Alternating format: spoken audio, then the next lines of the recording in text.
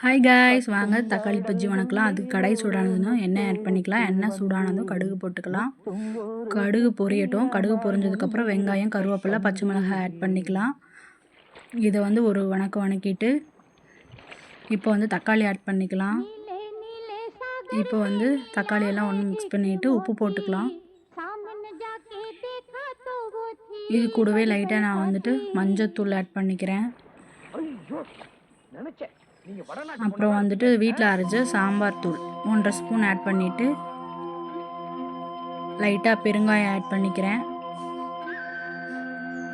இப்போ எல்லாத்தையும் ஒன்றா மிக்ஸ் பண்ணி நல்லா வேக விடலாம். அதுக்கு கொஞ்சமாக தண்ணி ஆட் பண்ணிவிட்டு வேக வச்சுக்கலாம். இப்போ எல்லாம் ஒன்றா மிக்ஸ் பண்ணி வச்சுட்டு ஒரு மூடி போட்டு நான் ஒரு 10 நிமிஷம் சிம்மில் வச்சு வேக வச்சுக்கிறேன்.